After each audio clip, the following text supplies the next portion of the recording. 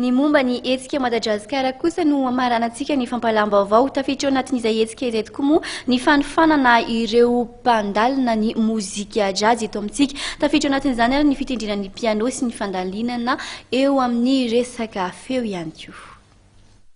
Vahiny roa fanta-daza amin'ny fitendrena piano sy ny firana jazz no nampifarisaka sy ny zaran-traikefany tetsy amin'ny Alliance Français androany.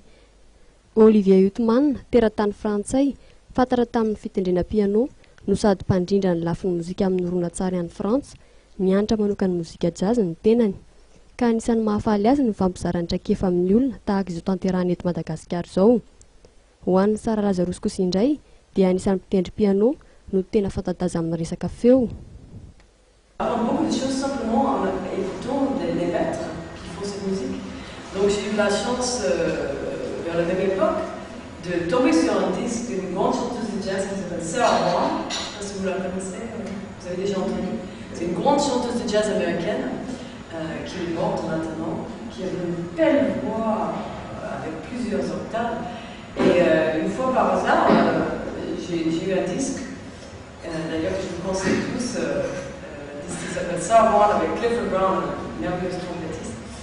Araka ny resaka natao tamin'ireo tonga nanatrika ny fifanana dia voavaly taona ny tenany dia efa nianatra nitendry piano ka tafiditra anatin'ny activité scolaire nataony nandritra ny fianarany ny mozika.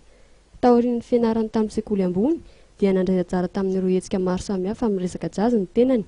Maro arak'izany ireo malagasy mandalina ny mozika jazz no azo tombony amin'ny fanatrehana ny fifanana satria olona manana maha izy azy tokoa amin'ny mozika jazz no mifanakalo hevitra sy mifampizaratra kefany amin'izy ireo.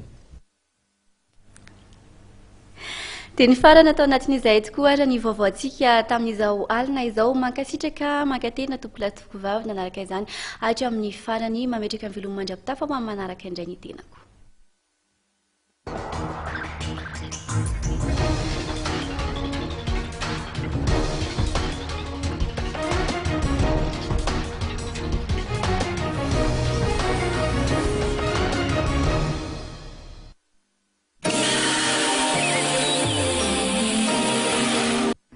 Tany lavitra andriny. Sakay mahita vitan'izany.